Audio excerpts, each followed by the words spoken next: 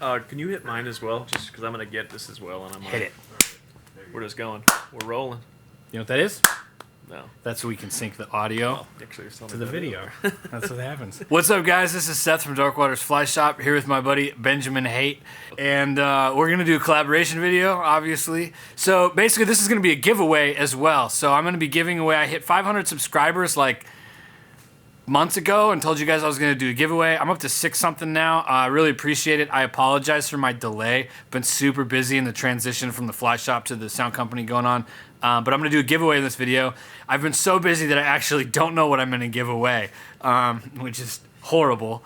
But I own a fly shop, so you're going to get something cool. I mean, I got shirts and stickers and hats and hoodies. What I will do, I know I can do this, is I'm going to put together my own custom assortment of flies in a box. I'll send that out to you. But I'm going to do a couple giveaways. These are the requirements.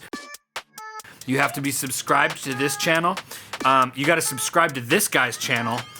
And I don't know how we're gonna have to figure that one out. I'll figure that out later. But then I also want you to leave a comment telling me what your favorite video is on my YouTube channel and why, or what you want to see more content of. And I'm gonna just give a bunch of stuff away. How many people am I gonna give stuff away to? 500 subscribers, and I'm late. I have 600. I'm gonna select 6 people. That's a lot of stuff. But I really appreciate you guys hanging out. And if only one person comments, I'll just give you 6 things. I'm going to comment. He's going to comment. I'm going to comment. Yep. I'm winning. So this video is going to be a 1 year in review of guiding. This was my first year officially guiding fly fishing trips. This was Haight's Wandering's first year of guiding officially. The way this is going to work is we're going to do 2 separate videos. If you want to see his answers to some of these questions, you're going to go to his channel and check them out. I would encourage you to do that. Obviously, my answers are going to be here, but we're going to kind of interview one another. We're going to see how this works. This might be super lame, but either way, we're entertaining ourselves right now, so it's cool. And if you enjoy this as well, you'll enjoy this too. This is so bad. No, I think it's great. So, Seth, guiding, this is your first official year, just like my first official year. Can you tell us why? Why did you get started guiding? Basically, I had just a bunch of stuff fall into my lap, and so I opened the fly shop. My first year in guiding, or my first year in the fly shop, everybody was coming, do you guide, do you guide, do you guide? And I'm like, no. And then finally I'm like, okay, you know what, I might want to try this out.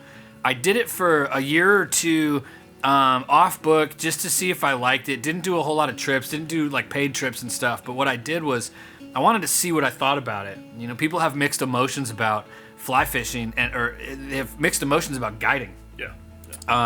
I know some guys that are some of the best fishermen that I know, and they won't guide because they feel like they're taking advantage of the resource, or like they just get really conflicted internally about it. And I walked through that, and you and I, you know, are really on the same page when it comes to conservation. And so I kind of thought that if I was able to encourage conservation and teach that along in my trips, being able to tap into a resource but then do it in a sustainable fashion, that'd be awesome.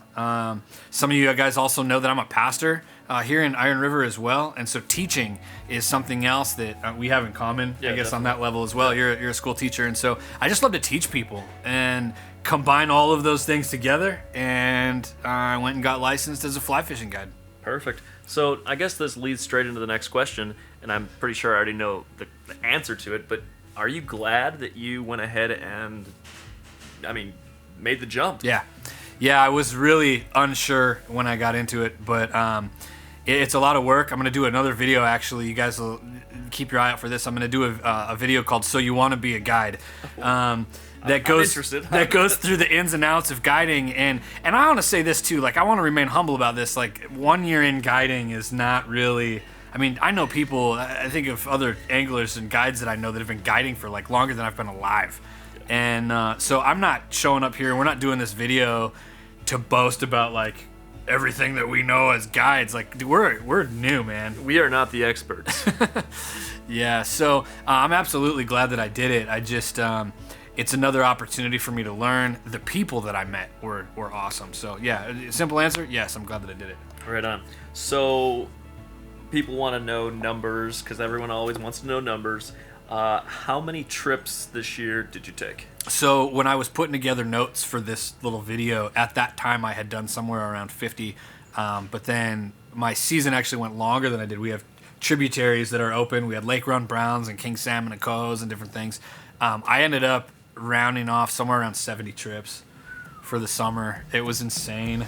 That's a lot. Yeah, it was insane, man. That's a lot of trips. I can't believe that I did it. God bless my wife and the other people in life that I have commitments with, but it worked out.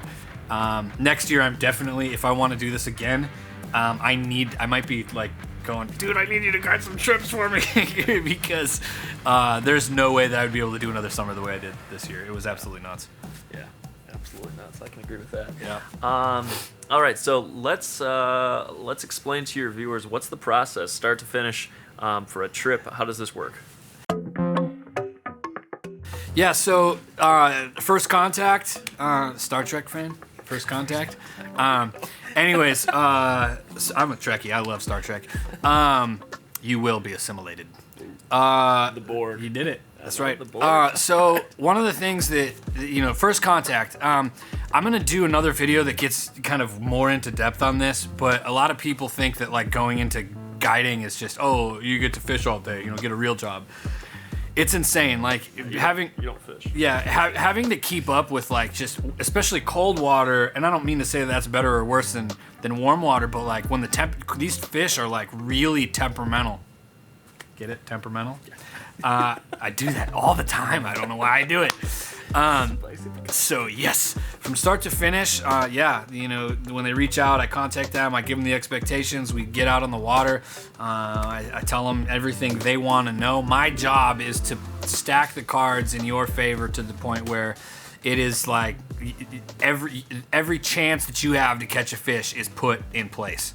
Like the most, the highest probability for you to catch a fish. It's my job to make sure that those odds are as high as they can possibly be, and I strive and I work very hard to make sure that happens. I'm gonna jump in here for a second. I know this is his video, but we can't guarantee fish, but we can do everything in our power to give you those best odds. I agree 100% with this guy right here. We do what we can, but we can't guarantee anything. Yeah.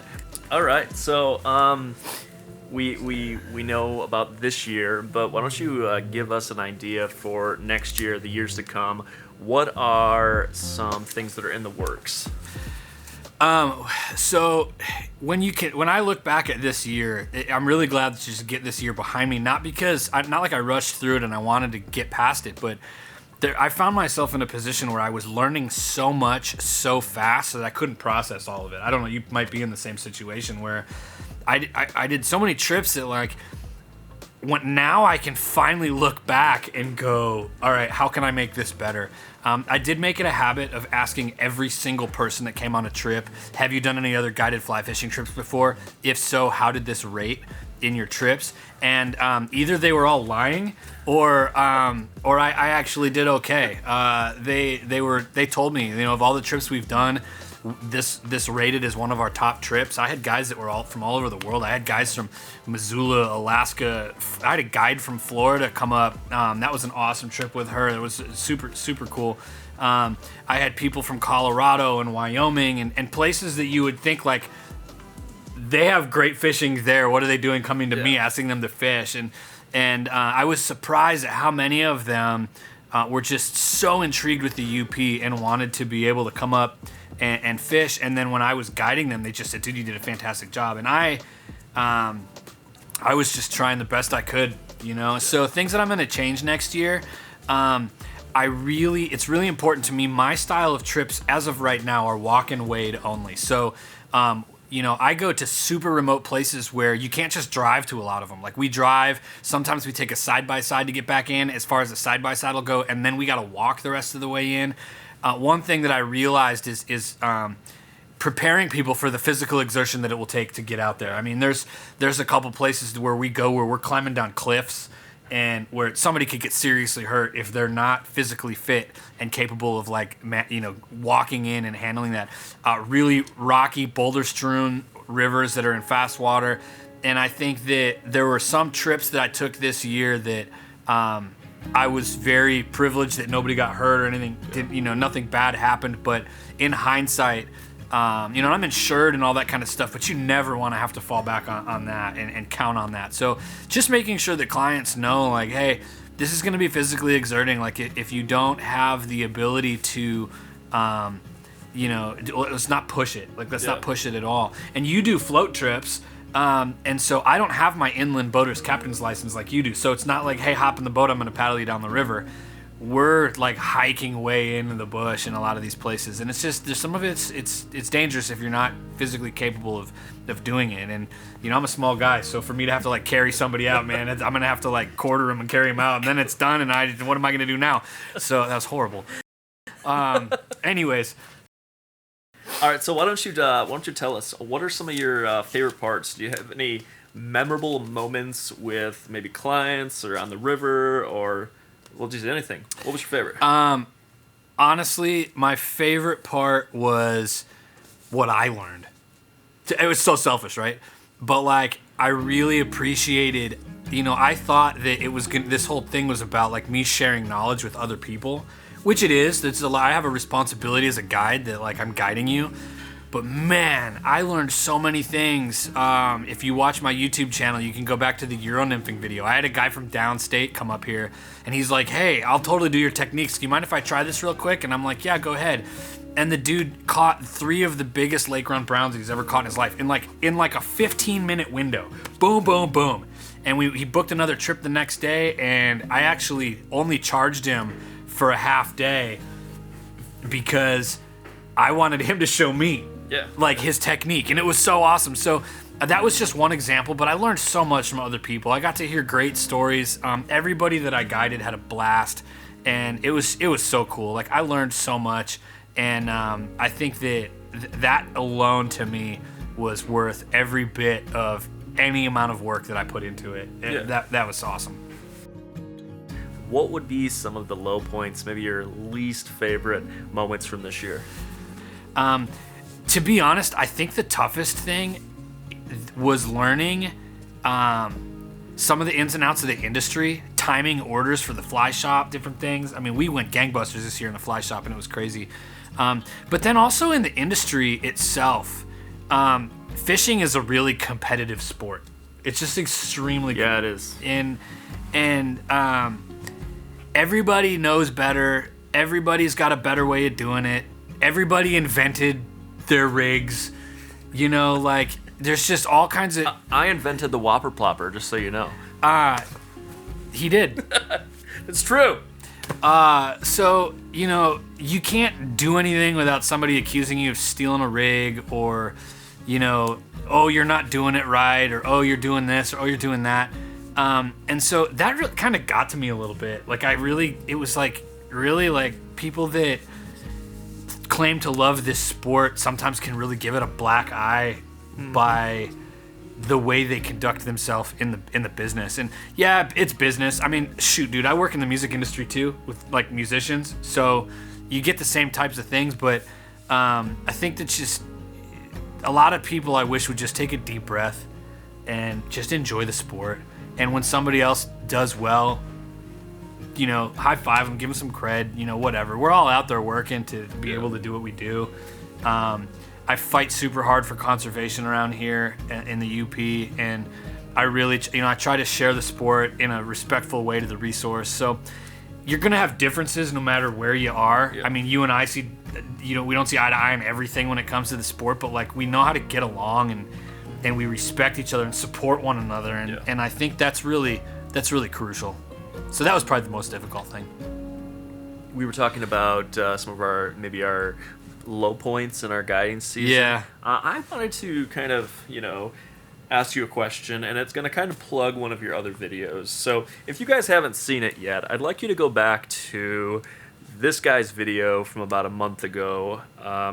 He had a bit of controversy on the river. He did a video on it. I think it was really important getting that information out there, being honest, and just kind of saying, hey, this isn't okay. And as a fellow guide and a fellow fisherman, we don't think those types of things are okay. But I'd like you to tell these guys now, in this last month or two since you had that letter, how are things going now? You've had a little bit more time to think about it. Would you have done anything differently, or are you happy with your response? What do you think? So earlier in this video, you heard me talk about some of the issues that surround the industry, and just ego gets people get carried away with the ego in the sport. A couple things that took place that were encouraging to me. One of them was that there were tons of other anglers and guides even that reached out to me after watching that video. I'll put that in the description, by the way. It's called Haight Mail. Not hate, like hate mail. Hate mail. Yes. But I really wanted, I threw it out there trying to make a little bit of a point about the way that we conduct ourselves as anglers and to set the record straight as far as those accusations went. But it was really encouraging just to hear other people that were like, hey, dude, you're doing a good thing. The accusation in that video was that I was overexposing the UP, and I had like a ton of people that fish up here on a regular basis that are like, dude, we were watching all your videos and we have no clue where you are.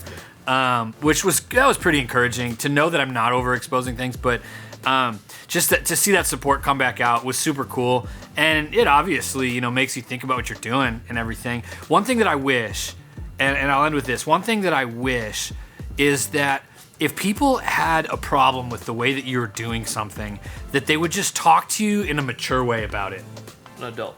Yeah, because sometimes like throwing these accusations and getting all crazy and leaving just random comments, it's like you're not helping anything. And to be really honest, like at that point, you're part of the problem and not part of the solution. And so I would like to consider myself someone that, like, if we can't come to terms on what we agree on, we can at least still respect each other. But then when all insults and whatever and just different things and threats and stuff like that start coming up, it's like, gosh, man, you're just contaminating the sport. So, anyways, that's it. I really loved this. This year was insane. I loved it. I can't wait to do next year with some of the improvements that we're planning. So, anything else? Yeah, well, I want to interject just for a second. I'm going to skip back 30 seconds on what he just said, that people were seeing these spots and knowing where they were, and it was bringing extra pressure. Let's just pause right there. I fished those same locations, and watching his videos, I didn't even know where he was at, and I fished all those rivers.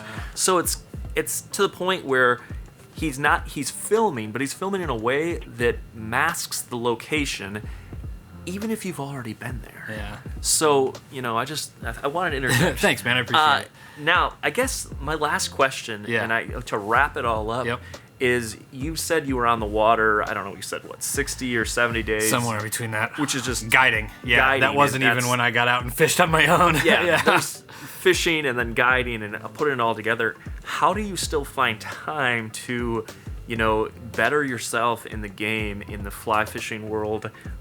Where do you find time? How are you doing it? So one thing that I learned this year that I really liked is that guiding actually slowed me down on the water. Because when you're fishing, what are you looking at? Like when you throw a cast, like what's your focus on? Your fly or your presentation and you try to like kind of be aware of the other things around you. Fly fishermen always say you got to be aware of your surroundings and stuff, but you're 90% of the time you're fixated on your presentation and you're watching that line to move or you're watching for that take or whatever. And when you're guiding somebody else, I'm watching their presentation. In fact, a lot of clients would laugh at me because I'd be like, you got it, and they'd be like, dude, you called that I had that fish before I even felt anything or saw anything. Yeah. And they're like, how did you do that? And I'm like, I don't know. It just kind of happened. And so, but at the same time, there were a lot of times where like I would have somebody fish a run and I would have the opportunity then to move down and get a different perspective, walk over here and peer through the bushes or walk downstream a little bit and scope out some new water. And so I was not fishing. And it was amazing for me to be able to, like, I learned even more from watching those people fish about things that I can do and presentations that I can do and ways that I could tell them to do things. It bettered my casting, it bettered my presentations, it bettered the way that I approach water and read water. And so imagine if like every day that you spent out on the water fishing, you didn't bring a fishing rod and you just watched the water. Like first thing you're thinking is that'd be torture. But the second thing you think is like, wow, I'd probably learn a ton more. And it's underrated. Like, so I learned, so guiding and being so busy guiding was cool, but like I actually love watching other people fish. I mean, you and it's funny, like we've gone fishing and at some point during the trip, I put the rod down. I tell him, dude, get up off the oars and get up here and fish. And now I'm on the oars and he's going, dude, do you want to fish? Dude, do you want to fish? Dude, do you want to fish? I love just positioning the boat, putting other people in a place where they can catch the fish.